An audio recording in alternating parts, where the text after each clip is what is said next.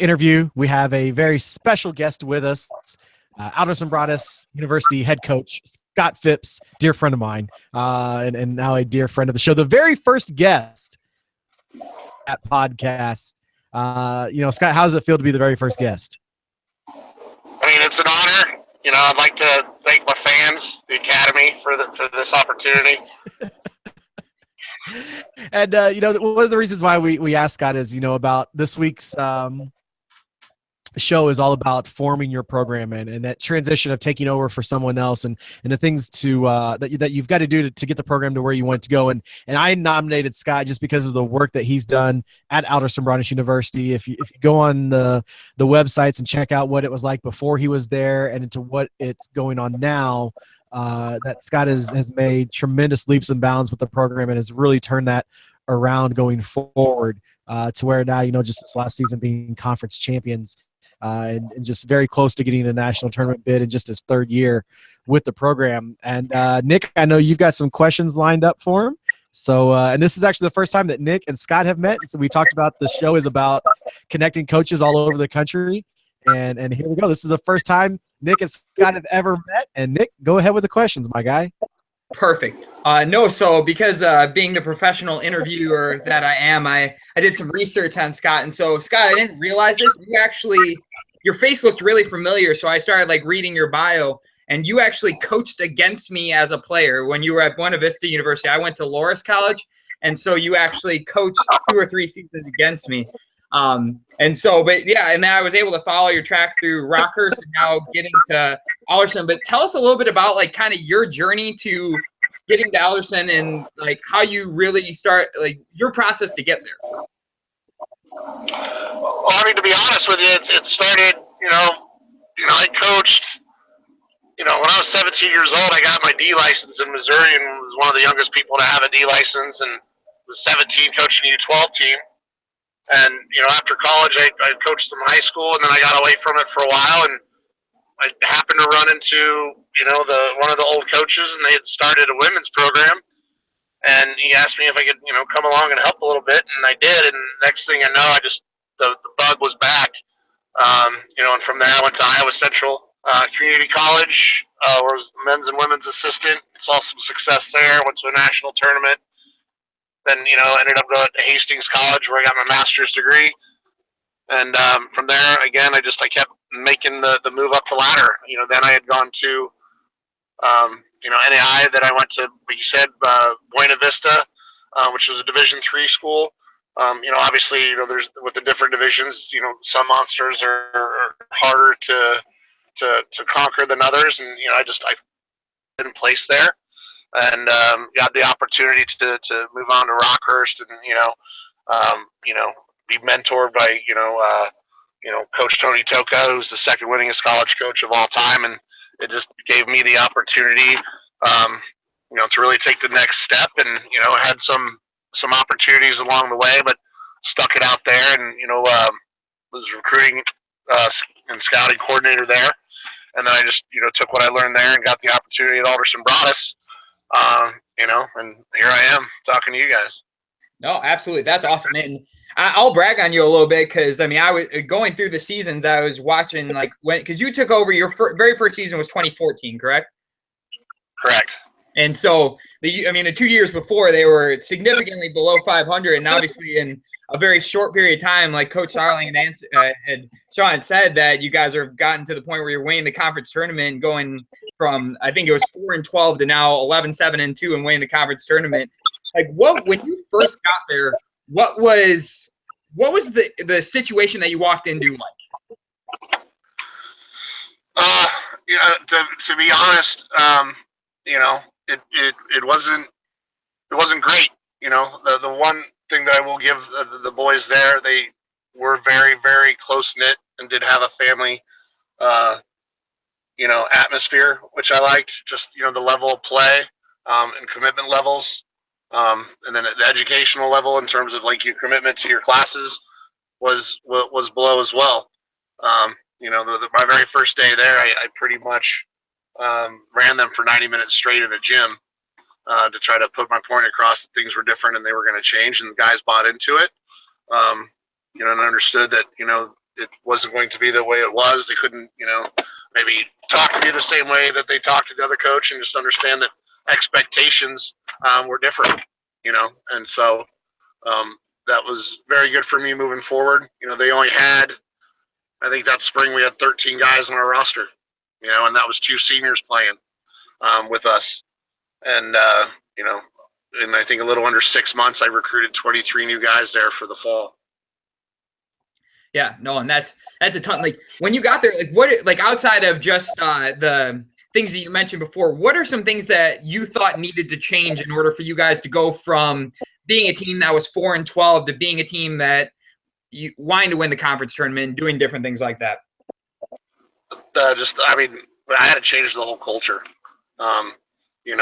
and obviously they had gotten to where they were, and, guys build routines, and they had built some negative routines and had some negative attitudes, and, the guys that wanted to stick it out, stuck it out. Obviously I made it, very difficult, because I wanted to, lay things out exactly how I wanted them and what my expectations were. And the guys that couldn't handle it or wanted to moved on and found their way to the door to other programs, or not on our program.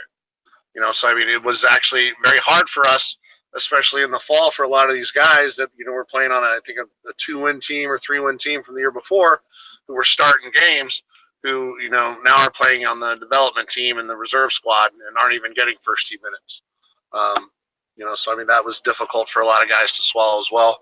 But the good core group of those guys that were freshmen, and they just graduated this year actually, bought into it, and understood that the changes that we had, and based off my history and where I came from and what I've done, where I've been, and how I've been successful, and they used that to their advantage and changed their routines, and understood what my expectations were, and understood that they were going to be set high, and bought into it. And so that was very, very helpful for us moving forward. Yeah. Did you guys have, like, when you first did it, was it a lot of more individual type meetings, a lot of team meetings, or a good combination of both? I guess, how did you go about getting your message really ingrained as fast as you possibly could? I had a team meeting the very first time that I met them, and we talked for about 25 minutes, and then right after that meeting, because I told them when we had the meeting to bring their running shoes. So I think the meeting alone, and just I'm kind of a straightforward kind of person. The guys understand that if you're going to ask me a question, you better want to know what the answer is, because I'm going to shoot you straight. So I kind of lay that out there. I gave them the opportunity to ask questions, and ask them, what they thought was what needed to change, or how they could, foresee the culture and the program changing directions, and not being a team that doesn't even make your conference tournament, and is losing games 6-0, 4-0, 5-1 on a constant basis. Yeah, no, I walked in. I was a very similar situation. The school I took over last year, the year before I got there, was 5-13, so not too dissimilar. How much, and this is a question that you don't have to feel like, but how much turnover was there? I feel like I'm experiencing a lot of turnover recently. With, obviously, I'm bringing in my first major recruiting class, and I'm starting to have people kind of realize that it's going to be a little bit different. I've actually had a few girls kind of self-cut recently. Was there a lot of turnover in your case as well? Yeah, but again, the roster wasn't very big when I got there. But like I had said before, some of the guys that were there were used to the way that things were run, and were okay just joking around and not being serious in practice, and not listening, and not wanting to be, really coached. Like I said, I did let some guys go. I ended up taking some scholarships away from some guys, which is always tough, because it's, they're trying to pay for an education, and, for us to be successful, these weren't the type of guys that I needed on those scholarships. So some of those guys stuck around and were very professional, and others weren't very, professional about it, and were immature, which college kids are going to be, and found their way somewhere else. Yeah. I think from a standpoint, when you have a roster as big as we have here, there's always going to be turnover. But usually that's going to be guys that are freshmen coming in, and we give everybody an opportunity to come in, and obviously with the development league and program that we have there, like guys get to actually play and try to get better. But those spots are even competitive as well, and these guys will come in, and maybe they were the best player in their high school team in Indiana or Louisiana, and the next thing you know, they're just like, wow, this is a completely different level. Maybe this isn't for me. And a lot of times they'll go home or be homesick. But usually, if you can build a culture around success, and I think success is addicting in the classroom, obviously, and on the pitch, and I think it's important for a championship caliber program to have all of those.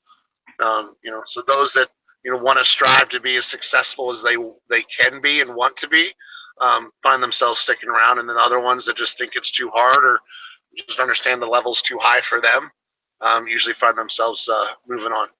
Yeah, no, and that definitely makes sense. And me and Sean were actually talking about this a little last week, about just the process of buy-in, the way to get the point where people have actually made your ideas ingrained. Was there a specific moment that you felt that, and maybe there wasn't, but was there a specific moment where you remember being like, all right, we've got it now. This changed from what it was to what I want it to be, and they've really bought into the Kool-Aid and what I'm trying to do here? Well, I mean, our first two games, I mean, I canceled some games, and we right away, our first game, we played a nationally ranked team in Lewis. Instead of, playing, I think it was like a Division III or an NAIA school, that they would be competitive with. We were still very competitive, but again, they played a ranked team the year before, and, I think lost by like 5 goals. And I think we lost 3-1 in that game. And then, our second game, we were, again, very, very competitive. And then we played Gannon, who they had lost to the year before, and took them to overtime. And then we played Seton Hill, who they had lost to 5-0 the year before, and we dominated them and won 2-0. I think that moment, especially for the guys that had been around, was a big moment to understand, hey, we do have this capability to play at this level, and be successful, and understood how hard it was getting from point A when I got there in February of 14 to this chance where they won a game against a very, very good side, and I think that started to carry along the way from there for sure.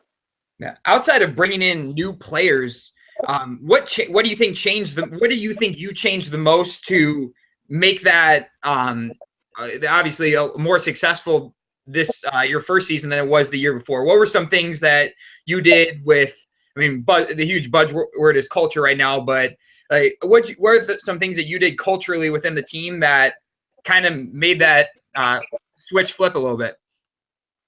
Well, I mean, obviously as a head coach, you like to say, you're leading that program. It's that program.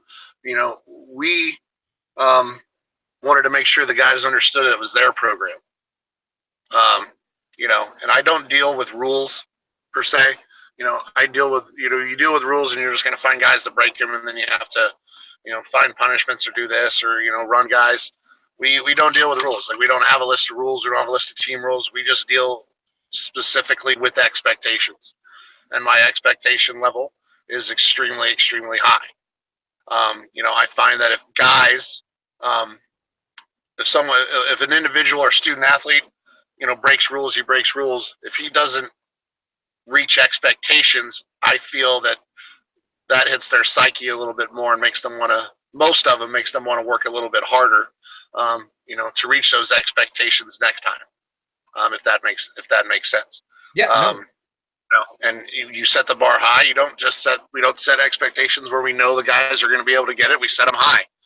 So they have to push, they have to scratch, they have to fall down, they have to bleed, they have to cry sometimes, and figure out their way, to get better, and do everything that they can to be successful, not just from an individual standpoint, but from a team standpoint. And that was a big change for them moving forward. I think our first preseason, we didn't have a lot of guys pass our fitness test, and we were very disappointed. And then you found the next year, more guys passed it, because more guys were buying in and understood that you have to put in that time in the off season. And, I think out of our, starting 24 this past year, I think 19 of them passed the fitness test on the first day. So, I would say that's pretty much what we did, and just in terms of building our culture around expectations, instead of just having rules and saying we want to win. Like, we expect to win. We expect to play the best defense and try to become a great defensive team. And we expect guys to understand their roles, and we expect guys to be able to listen. And we also I'll give the guys the opportunity. We have an open door policy. If they have ideas, our door's open for them to come in and bounce them off of us. And they really respect that fact, and also respect the fact that, hey, we'll sit there and we'll listen to ideas. It doesn't mean at the end of the day that we'll try it. But there's times where we haven't, and there are times where we have, and there's times where those ideas were very good ones and they helped us be successful. So I think they like the fact that they have a voice as well. Yeah, no, I think that's incredibly important. With that, do you think that with culture, is it more the players or more the coach?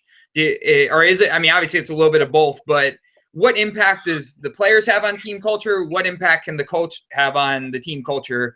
And you can use specific examples from your case as well.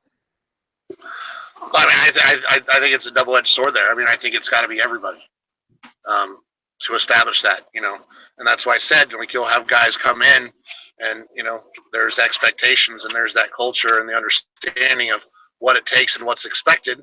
And the guys that can't handle it or can't figure it out or don't want to buy into it, I don't think I've ever had to show a player the door. They just find the door and they go find a better option that better suits them. Obviously there's a certain type of student athlete and a certain type of persona and of player that, you need to just stress and preach success and hard work and what it's going to take to get it done. As far as specific examples, I mean, I don't think I really have it. I just think, the guys that don't buy into it, leave and find somewhere else to go that better suits them. And the guys that want that and want to work hard and want a coach that's going to push them in everything they do and challenge them and ask them questions and help teach them the game and how to read the game and, read visual cues. Those are the guys that are very, very, very successful. Yeah. No, that makes sense. Oh, go ahead. No, go for it, Sean. One thing I always want to ask is, any coach can step into a good situation and make the best of it. Knowing what we know about the history of Allison Broadus before you got there, you as a coach, what was the fears, knowing that you want to try to change the culture from what it was to your idea, you as a coach, what was those fears before that first meeting with the coaches or with the players, and were those fears still there after meeting them? I mean, I think honestly my biggest fear was just, because, I had such just a negative experience with, at Buena Vista. Obviously I feel like I changed the culture there, but my biggest problem there is, it's kind of a rural area, and I recruited a lot of kids from metropolitan areas, and you couldn't keep them there. And when I asked questions, from years past, like, there were good recruits that came in from bigger areas, but there was nothing there to do. So I think that was a big fear for me, because Alderson Broadus, even though it's not as rural as Storm Lake was, in Philippi, Clarksburg is about 20 minutes away. That was a fear going in to see if I could retain kids and keep kids there. Because if your turnover, is less than, or if your turnover is more than, 50-60% of what you're bringing in every year, it's hard to establish that culture and build the routines that are needed to have success and be successful. So, I mean, I think that was my biggest fear. I'm a pretty confident guy most of the time. And so in terms of, having guys buy in, the kind of guys that buy into what you're trying to do. And obviously that's kind of where we went in terms of our recruiting. I know that you're very super confident. Yeah. We asked. Everybody who knows you knows you're super confident. We we ask, specific questions, and when we recruit kids, we specifically try to get to know them. Um, and then obviously when we have them come on campus, it's important that our guys on campus, not only help explain what the expectations are and their experiences there. They have to see if that person fits into to what we want. And we've had kids that we were really, really high on come on a visit, and we've had captains come in after their visit and say that kid's not going to fit in for us, and so we'll stop recruiting them. For those reasons. So I mean, as far as fears, I think we've tackled them to this point. It's just, can we keep taking the next step, and not just be a team that's successful and goes to the conference championship every year, but a team that can win the conference championship and get to nationals and make a run and win some games there, and see if you can win the next championships, would be a regional championship and go to a Final Four. Yeah, no, absolutely. It's one of those things where you come in every single preseason, and I'm sure it's probably similar to you guys, where everyone's very excited day one. Typically, you get in and there's a lot of energy. What are some things that you have done to kind of keep that fire lit for longer? Because I personally have struggled even with, you hit October and it's been a long September, where typically you front load your schedule because conference hasn't come yet, and you have a lot of games and people start to get burned out a little bit. What are some ways that you try to continue to keep that fire burning a little bit longer going into, obviously, conference tournament and things like that? Well, everything we do is competitive. And obviously with the roster size, and again, I got to stress the building routines, especially when you get out of preseason and into the regular season, routines that guys understand what these days are going to be like. But the competition every day and being as competitive as possible. And again, our development squad, we don't call it JV, we call it development team, because that's what it is. No kid wants to say, yeah, I play college soccer, I'm on the JV team. It's a development team because we're trying to develop players and bring them along and learn the system, and learn the program, so they can eventually get to that point where they're dressing for the first team, or they're walking out of the tunnel and walking out with a starting lineup. And we've had success of guys that have come out from maybe not being first team as a freshman. We have a kid named Danny from Spain who was always on the first team roster, but was never really getting minutes. I think he was like 20, our 25th player, and he grasped that development squad, and he would take charge, especially as a sophomore, and became a captain of that team. And the next thing you know, he's getting time in first team games because his competition level is up. He's competing. He's getting better. This game's slowing down for him, and scoring a couple big goals. Then is starting a semifinal and a final in the championship, and now has a larger scholarship next year because of that. So just preaching the competitiveness and having a 14 game development team schedule during the year keeps everybody fresh and on their toes, because everybody, some programs don't have that. So there's a lot of kids that practice and never play. Our guys all have a chance to play and develop and get better, and understand that it's always a competition from 1 to 11, 11 to 22, 22 to 33, 33 to 44. And we don't play everybody in those development games. Those games, guys compete in those training sessions as well for those times, for those starting positions. And if somebody's not showing, we call guys up and let them train with the first team, or pull them into a first team game and give them opportunity. So I think that's been one of our biggest assets in terms of keeping guys fresh. I think it's more of a struggle in the spring a lot of the time, because you're not technically playing for anything, and then obviously it's a long school year, and guys start to get a little burnt out from that aspect. And at the tail end of the spring, you two more weeks and you're done with school, so guys are kind of high in their summer at that point. Yeah. With guys like Danny, what are some things, like some common character traits with guys like him that have pushed their way up to that level of going from the development team to competing on the first team? What are things that you notice about them that make them different types of players? And what are some things that coaches can take out of that, things to look for in players like that? They don't take time off. They hold themselves accountable. They hold their teammates accountable. And even if they're in a first team training or second team training, guys like that, when other guys are just like, oh man, I'm in the second team training today, or this week. I'm not going to give everything that I have. There's no point. They'll let those guys know it, and the other guys will see it, and the captains will see it, and they'll let the coaching staff know as well, because obviously we'll be able to see that as well. But guys like him, they're hungry, right? They're not just okay with playing. They're competitive. They want to win. They want to, if they're in, that spot, they want to get into the top 25. They want to get into the starting lineup. They want to travel. And they'll do everything they can, and they'll show up before training sessions or stay after training sessions. They'll come by the office and ask for individual workouts. Those guys want to be successful and push themselves very, very hard to get what they want. We try to give everybody every avenue and direction and network they need, not just to be successful, but to be successful as they want to be. Yeah, no, that's when, to stem off that a little bit, to get more guys like him, when you go recruiting, like, and obviously you touched on a little bit about talking to your captains and stuff like that internally once they get there. How do you find more of those kids that fit your culture well? Well, I mean, again, with success, recruiting sometimes gets a little bit easier. Especially when you've got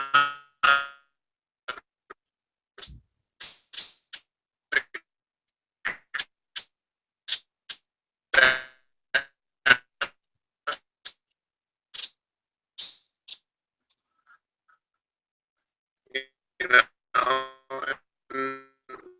this is one of the most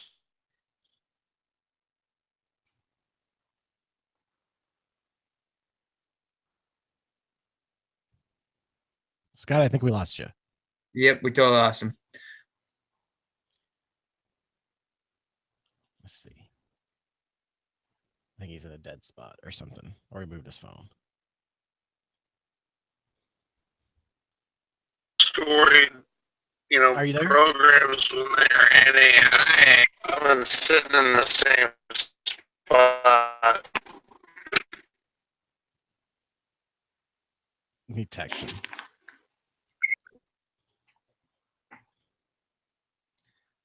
Are you still there? See if he gets this message. All right, sounds good. I got about maybe like 2 more anyway. Okay.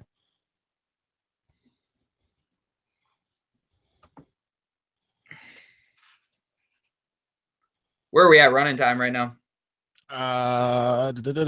About 22 minutes. Okay. It's like right on time. Perfect. See if he comes back in. Are we gonna do we're gonna do our intro after this? Nope.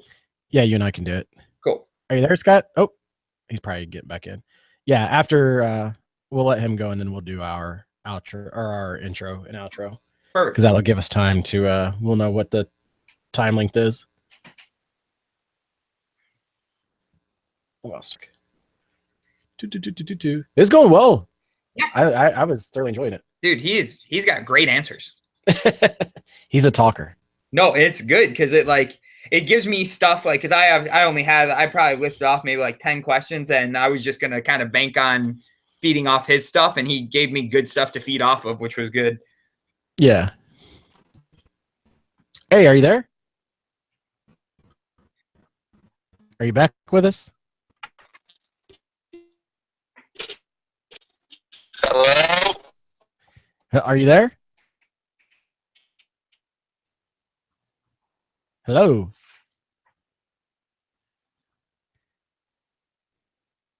Are you there? Oh, come on.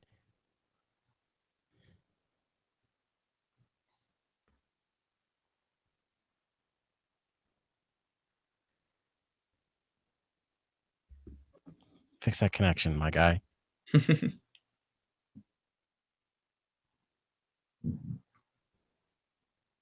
Are you still there, Scott? Oh, if we could just make it like 7 more minutes.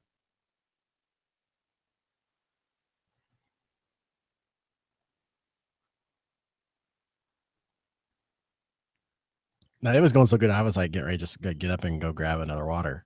But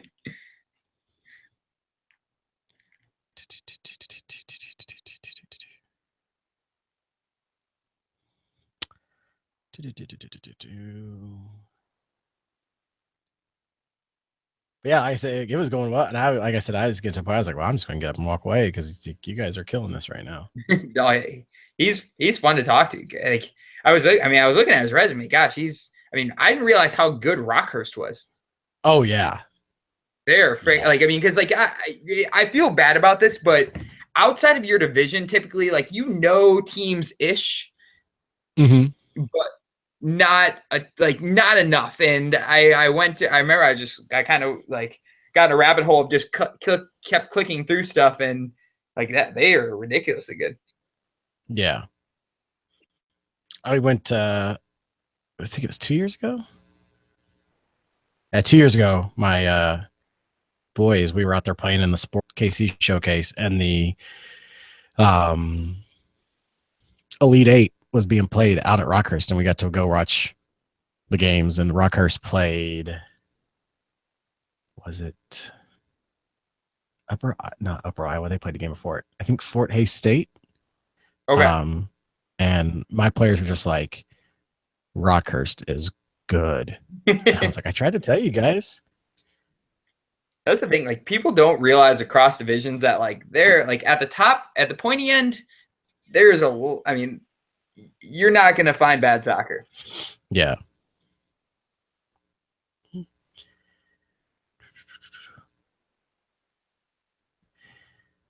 He just texted me. He's like, I can't even hear you. It's because you're not on it.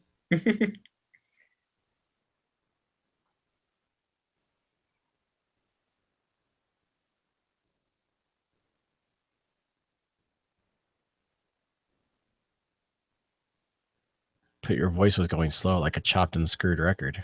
Yeah, that was I thought it was me for a second, so I was kind of worried.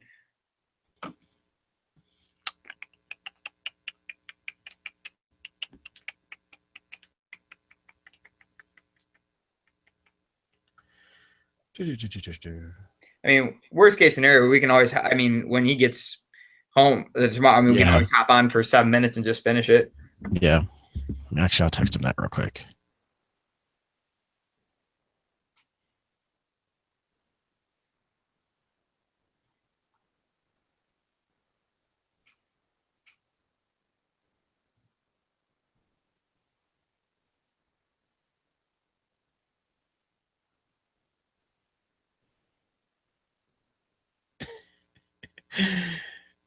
Oh.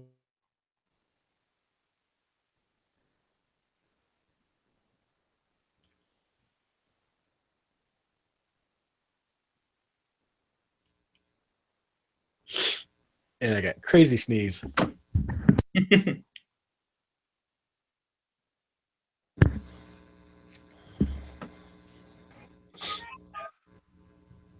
Hello? Hey, there you are. Maybe. For like 2 seconds. Oh, are you there? Yep. Oh, this is okay. Whatever you're doing right now is absolutely perfect. Can you? There you are. I can hear you now. Okay. You remember that last thing you were just talking about? What, the competitive nature and how the development team was? No, the question about the recruiting stuff when you go looking for to find more players like that, Danny. Oh, yeah. Let's do this so that way it'll be easier for me to cut. Nick, just go ahead and ask the question again, and then we'll go from there. So we only have like 6 more minutes, Scott. So you're good to go. Okay. Perfect. Right. No, yeah. So you good, Sean? Yeah. Okay.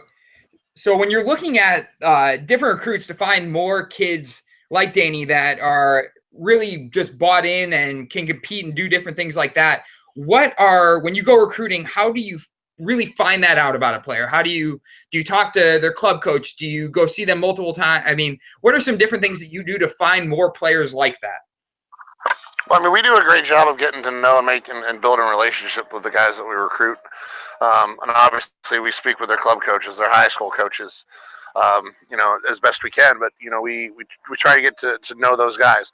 One of the benefits, again, when you find success and you can sustain it, um, you find that more kids that are going to fit the mold of what you're looking for are going to be interested in seeking you out a bit more than maybe it was when you're winning 2 games or 3 games a year and you're not playing in conference tournaments or competing for championships.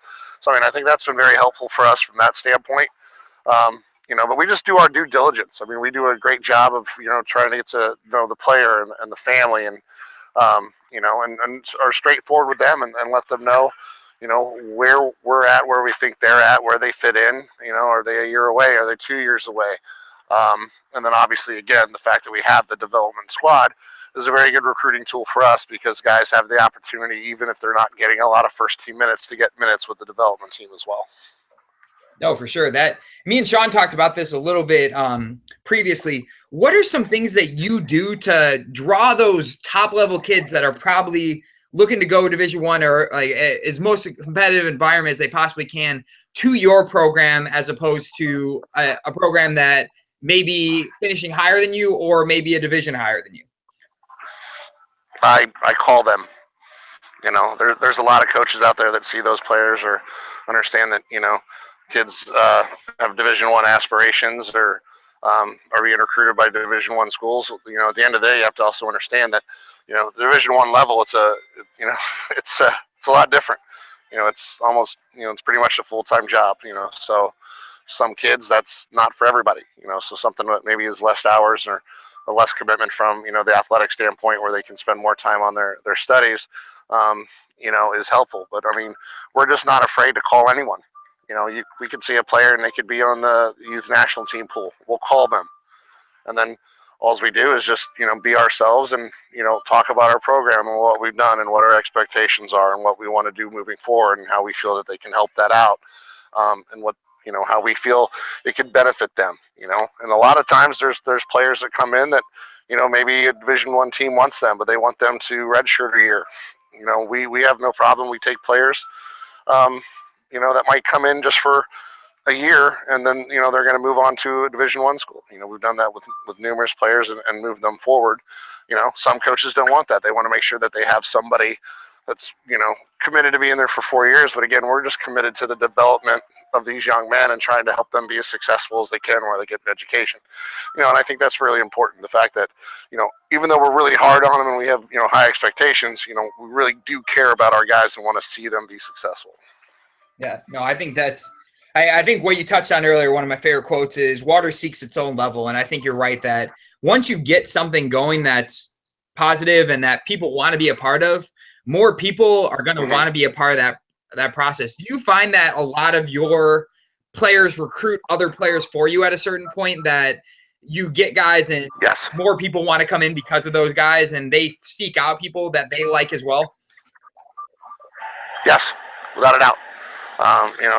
We brought in 2 twins last year that were previous at a community college, and one of them had actually moved on to a different Division Two, and then we recruited his brother and got him.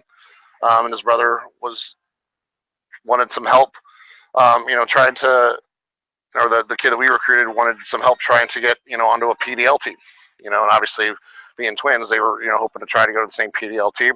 So all I simply did, was try to help find both of them a PDL team, and really stuck with the other player. And it's hard to pull twins apart. And he decided that he thought maybe he wanted to finish out his career with his brother like he started it.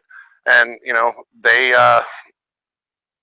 had a buddy that came in and transferred in January and was very successful and was playing at a high level PDL team right now. So I mean, again, you're right. I mean, it helps. And again, when guys start to taste success and feel success, you want more.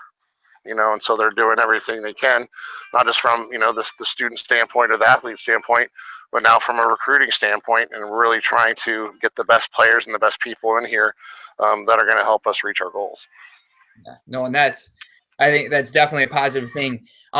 Where with your program, without giving away too many of your secrets, what are some things that you try to sell about yourself or your coaching staff that you try to use to differentiate yourself from other programs that you may be competing against with kids? I mean, I don't know if I really say we try to differentiate ourselves from other programs. We just are who we are.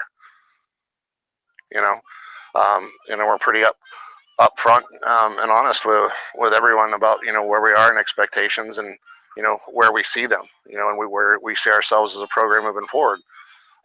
So I wouldn't say I really differentiate anything. I mean, we are just we are what's in front of you. We don't lie to guys. We don't try to feed them false promises and false hopes. We're just straightforward and let them know that we're going to do everything that we can, to help them grow up, be successful, mature, have a great time, have a family atmosphere, and most importantly, out of that, just a support system that's going to be there for you endlessly. Just not until you graduate, but literally, the rest of your lives. Yeah, absolutely. No. And to really kind of wrap things up, that was an absolutely fantastic answer. For a lot of any new coach now, a young new coach or even an older new coach that is going into a new program, maybe what's one or two pieces of advice that you would give them day one to really just things to tackle and things, just some advice to really get them through the first few months of being a new coach at a new program? It's not going to happen overnight. Be patient.